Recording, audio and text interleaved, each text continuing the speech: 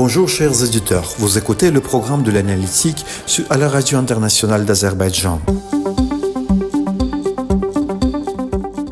Relations entre l'Azerbaïdjan et l'ONU, les 33 dernières années. Durant les jours difficiles de la République d'Azerbaïdjan, qui a obtenu son indépendance pour la deuxième fois au XXe siècle, un événement historique a eu lieu qui est légalement reconnu par le monde d'État indépendant et souverain du peuple azerbaïdjanais. Le 2 mars 1992, lors de la 46e session de l'Assemblée générale des Nations unies, l'Azerbaïdjan est devenu le 181e membre de la plus grande organisation mondiale.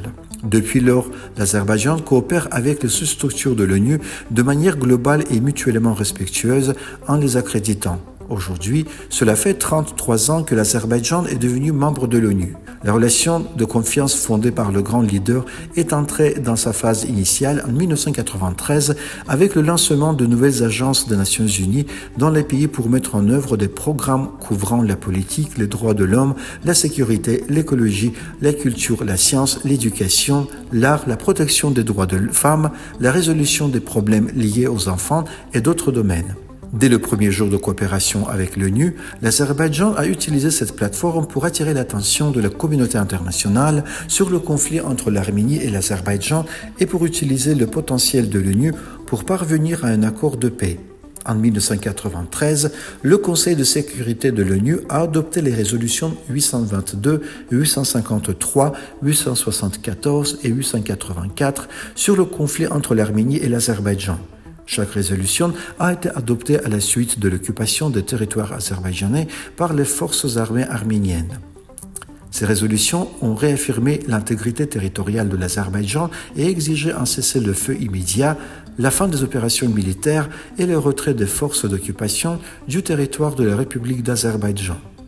Du 27 septembre au 10 novembre 2020, l'Azerbaïdjan a libéré ses territoires occupés en appliquant unilatéralement les résolutions du Conseil de sécurité de l'ONU.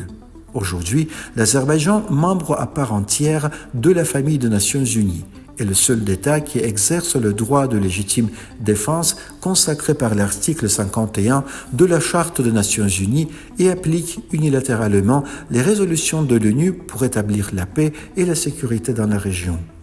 L'Azerbaïdjan entretient également une coopération efficace avec les agences spécialisées des Nations unies. Les relations de notre pays avec les institutions spécialisées de l'ONU s'exercent dans les domaines politiques, économiques, sociaux, humanitaires, éducatifs, scientifiques et culturels.